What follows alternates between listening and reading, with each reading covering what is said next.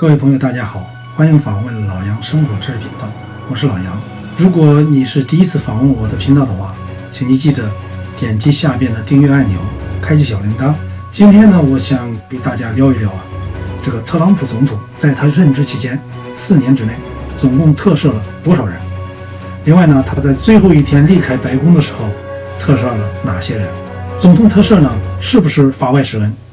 总统特赦呢，对其他的罪犯是不是公平？其实大家呢可能都听说过从古代的时候就有这种大赦和特赦的这种情况。例如你可能听说过新皇帝登基的时候呢，往往要大赦天下，很多人过去犯的有罪呢，他都把他从这个牢里放出来。当然了，他每次大赦的时候呢，也要有条件的，就是哪些罪可以赦，哪些罪可以不能赦。他并不是说所有的罪犯全部都从监狱里边放出来。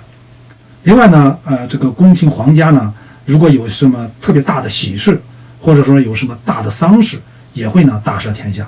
但是实际上这个大赦呢和特赦呢是不一样的。大赦是什么？大赦是没有具体的对象，就是说它可以规定哪一类罪都把它赦免掉。你比如说政治犯了，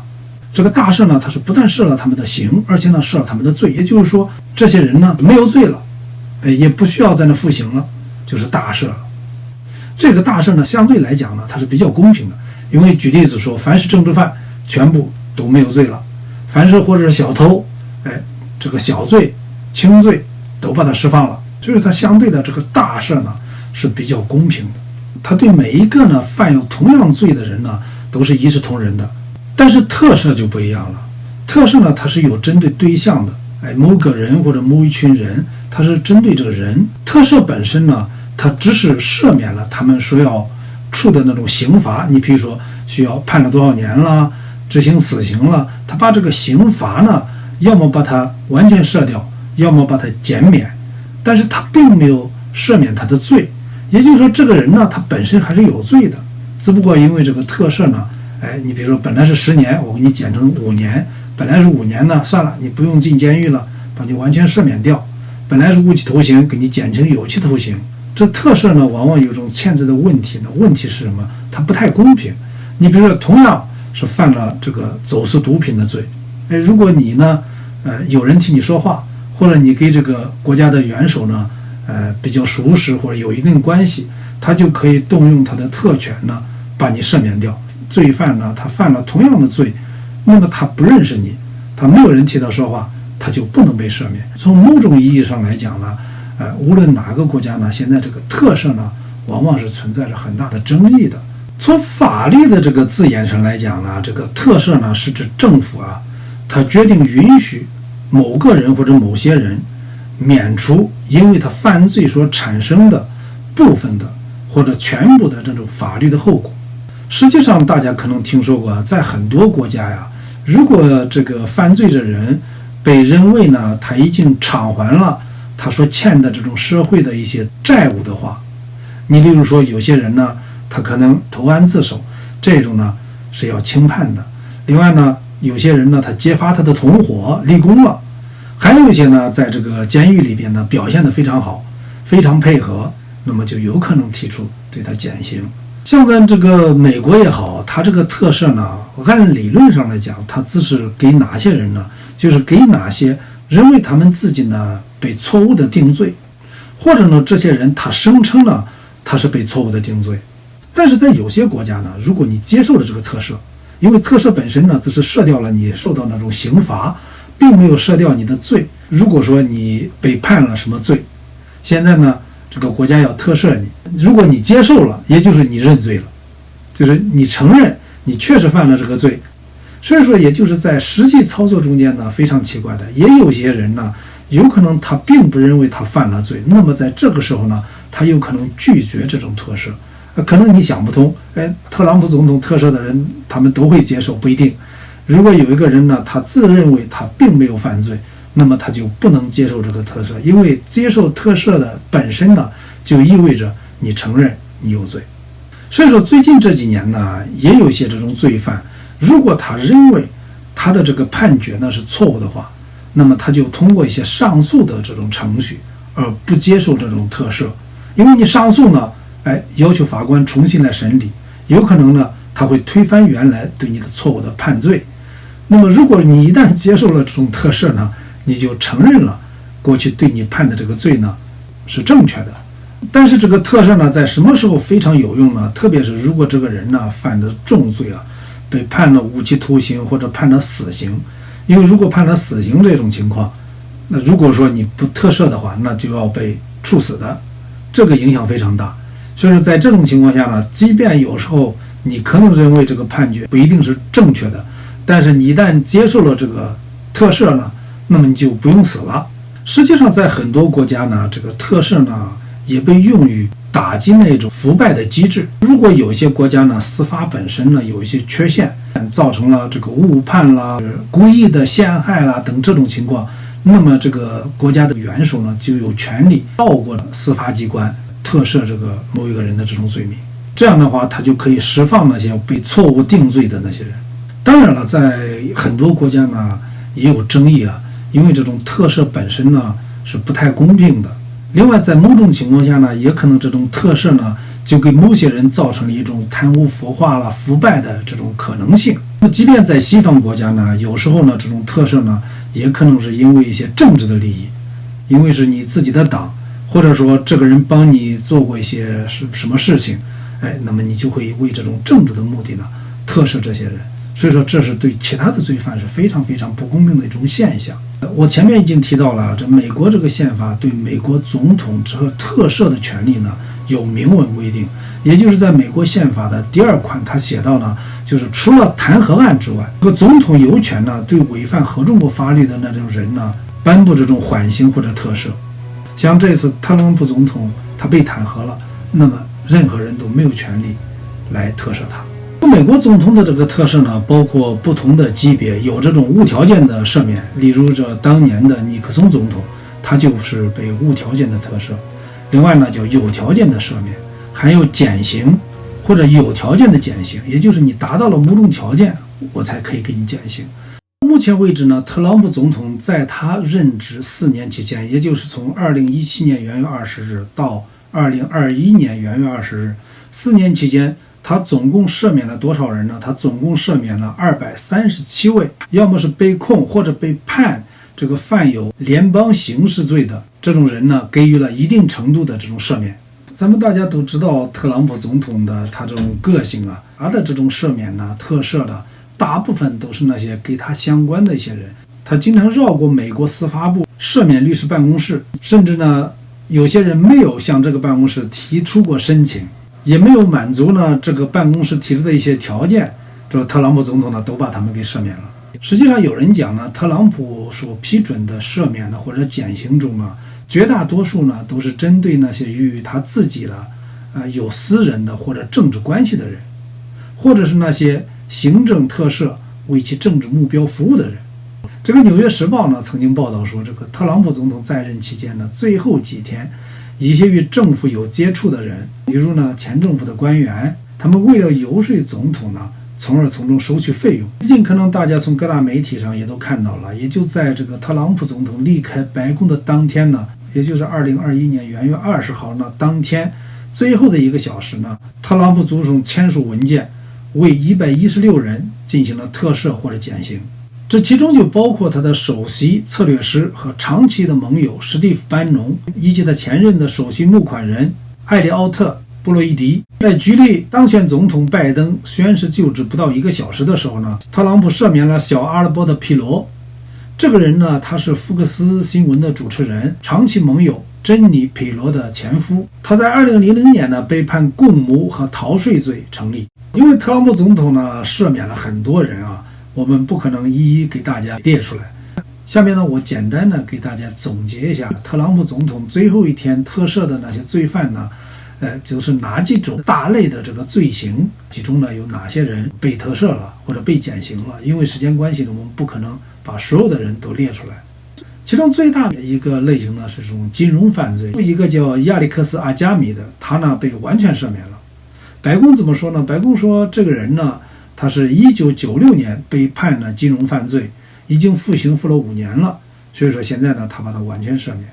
另外一位呢叫迈克尔·阿舍尔，他是被减刑了。他呢是在2009年一个抵押贷款公司倒闭的这个案例中呢，被判呢他犯了这种银行欺诈罪。在2019年的时候呢，他被判了3年监禁。另外一个叫卡尔·安德鲁斯·伯格斯，他呢是被完全赦免了。他是犯了什么罪呢？是在2014年的时候呢，他非法呢利用一个处境不利的一个公司，获得了一个政府资助的这种建筑合同。后来呢，他承认呢，他是阴谋企图欺骗这个美国的运输部和一项阴谋洗钱的这个罪名。另外一个人呢叫艾利奥特·布洛伊迪，他是呢前共和党全国委员会的财务主席，所以说是给特朗普一个党的。另外呢，他是特朗普的主要筹款人之一。去年10月份的时候，他承认合谋违反外国游说法，也就是当时这个是涉及到马来西亚国家投资基金大概数十亿美元，所以说这个人呢也被这种特赦了。还有一个人呢叫兰格尔杜克·坎宁安，他是被有条件的赦免，他是前共和党的国会议员，因为受贿呢被判了8年的监禁。另外一个受到全面赦免的人呢是巴特里克·斯韦舍，他是在2002年因税务欺诈和虚假陈述罪名被判入狱18个月。还有一个被完全赦免的是大卫·他曼，他呢非常有意思，是在这个实行一个庞氏骗局的一个人的请求下呢，他篡改了金融文件，从而呢从受害者那里拿走了2200万美元。于2013年被判10项罪名成立，包括妨碍司法公正，另外呢还有在联邦调查过程中篡改记录。另外呢还有这个底特律的前任的市长，他被完全赦免了。这个人是谁呢？是夸梅·吉尔伯特里克，他呢承认犯有妨碍司法公正罪，并于2008年辞去公职。他和他父亲一起呢收受回扣和贿赂，这个呢你看在美国也同样有类似的情况。将这个伦敦城的这个游戏项目呢转给了其他承包商之后呢，他们于2011年获得释放。这个第二大类的犯罪呢，被特赦的是什么呢？是违反枪支规定的这些。一个叫小德维恩·迈克尔·卡特，这个人呢可能非常有名气，很多人都知道，因为他是一个说唱歌手。他这次得到的是完全特赦，因为他呢是在几年前呢在私人飞机上携带手枪，因为在飞机上是不能带手枪的。去年12月呢，他在联邦武器指控中认罪，最高呢这种罪可以判10年的。卡特呢经常表达对川普的支持，甚至最近呢他还就这种刑事司法问题与总统会面，可见他跟总统之间的关系呢非常不一般。另外还有一个犯同样罪名呢是比尔·卡布雷，他也得到了赦免。他也是个说唱歌手，在2019年的时候呢，他承认伪造联邦表格上的信息以购买4支枪，所以说后来呢被判46个月的监禁。另外汤姆·勒瑞·怀特豪斯特因领导阴谋制造至少16.7公斤的甲基苯丙胺，并拥有大量的枪支而被判终身监禁，这个判的比较重，是终身监禁。他已经服刑了24年，刑期呢已减为30年。这一次被赦免的第3类罪犯呢，主要是这种犯有电信诈骗和欺诈的这些人。其中一个呢叫史蒂芬·班农，他呢是被完全赦免的。他主要是什么问题呢？在2020年8月呢被指控这个犯有电信欺诈和洗钱的共谋的罪。其实班农呢，他在为特朗普总统筹款呢，建那个给墨西哥边境的那个墙的时候呢，他总共从特朗普总统的支持者那里筹集到了2500多万这个美元，但是呢，他其中大概10几万他都用于个人支出了，所以说这呢是为什么后来呢把他抓起来了。当然，因为他和特朗普总统的关系呢，这次也受到了特赦。再有就是福斯蒂诺·班纳戴尔，他也受到了完全的赦免。这个人呢非常有意思，他是个麻醉师，去年呢被判15个月的监禁。因为什么呢？因为他参加了长期的卫生保健欺诈计划授权虚假合同，他的欺诈性这种票据呢，总的数目超过了9亿美元，是非常大的一个欺诈案。他从中呢，收取这种非法的回扣。还有一位叫托德·布朗热，完全赦免。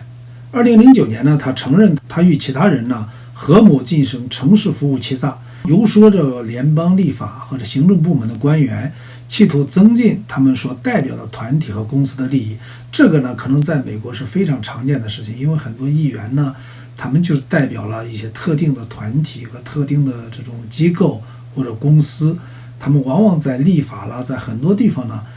会替这些人说话，这个人呢就是犯了这样的错误，但是呢他被完全赦免了。另外呢，所罗门 Mergen 他受到了减刑，这个人呢是眼科医师，他是民主党的主要的捐赠者，他被判呢欺诈医保患者。还有一个罪犯呢值得给大家提一提，叫什么呢？叫沙洛姆魏斯，他呢非常有意思，他参与了一场呢保险诈骗的阴谋，他被判了多少年？被判了835年监禁，这被认为是有史以来最长的白领的刑期。这一次呢，他被赦免了18年。另外一个叫 Rick Rizzi， 他是受到了完全赦免。这个人呢，他是美国的共和党人的国会议员。2013年呢，他因在一起公共腐败案中呢，犯有勒索、贿赂、保险欺诈、洗钱和敲诈勒索等罪名，所以说他被判3年的有期徒刑。这一次呢，他也受到了完全的赦免。另外一大类呢，可能大家会也猜到了，是毒品。因为在美国呢，这个毒品犯罪呢是非常常见的。David 波伦他受到了减刑，他是为什么呢？因为毒品阴谋罪被判终身监禁，和另外呢再加20年的监禁。在2017年的时候呢，奥巴马总统将他的终身监禁呢减刑为30年。那巴勒呢，他这个非常特殊啊，因为他是一个6个孩子的父亲，他在监狱里呢表现的，据称他在监狱里表现也非常好。最近呢，他拿到了大概2万个签名的这种签名书啊，要求进一步对他进行赦免。所以说这一次呢，他也在这个赦免的名单里面。另外一个呢，叫乔纳森·布劳恩，他受到了减刑。他是从2008年到2010年期间呢，进口了2200吨的大麻，价值约17.6亿美元。他于2011年呢认罪，并因合谋进口大麻和洗钱判了10年徒刑。到目前为止呢，已经服役5年了。另外还有呢一些犯有其他类型罪的这些罪犯，其中一个呢，黛布拉·格雷格里和马丁·乔根森，这3个人呢是一家人，一个母亲，一个父亲，还有一个儿子。他们呢在20世纪80年代的时候呢，乔根森一家呢，他们销售什么呢？销售那些对心脏健康有帮助呢，不含抗生素、不含激素的一些加工的牛肉，就是像咱们现在所说的一些绿色食品了。但是呢，他们把制作汉堡包的那些商业的牛肉呢，掺入这些牛肉里面去卖，实际上是这种出售假冒伪劣产品了。在1996年的时候呢，被判有多项的罪名成立，包括阴谋和欺诈销售假冒的肉类。这一次呢，他们这个家族呢也在这个豁免的这种名单里边。还有2个人呢，因为商业机密和间谍罪这一次受到赦免。其中一个呢叫安东尼·莱万多夫斯基，他这次被完全赦免了。他是什么呢？他是前谷歌的一个公司的工程师，因为他盗窃自动驾驶汽车的商业机密而被判刑。另外一个叫阿维兰·塞拉，他这次也是被完全赦免了。他其实呢是一个以色列的公民，在1987年3月被起诉。为什么呢？是因为他招募被定罪为美国间谍乔纳森·杰伊·布拉德，为以色列收集美国的军事机密。非常有意思，这个以色列和美国是盟友，但是呢，他仍然有派这种间谍搜集这个美国的情报。这次呢，他也被完全赦免了。另外一个人呢，他犯的罪跟别人都不一样。这个人呢叫尤金·费农，他呢现在已经服役19年了，现在获得了减刑。他犯的什么罪呢？他犯的是多起持械抢劫银行的罪行。他是抢银行的，但是抢银行的这一次也受到了减刑。最后这个人呢很有意思啊，桑格利罗，他这次被完全赦免。这个人呢是佛罗里达州迈阿密一家私人投资公司的首席执行官。在2019年呢，他被控呢，他贿赂南加州大学的一个体育老师。这个体育老师呢，可能给他证明他的姑娘呢有特殊的体育的专长，这样可以得到加分或者减免。在他入学的时候，后来呢，他被控合谋进行邮件欺诈和城市服务邮件欺诈的罪名。这次呢，他也受到了完全的赦免。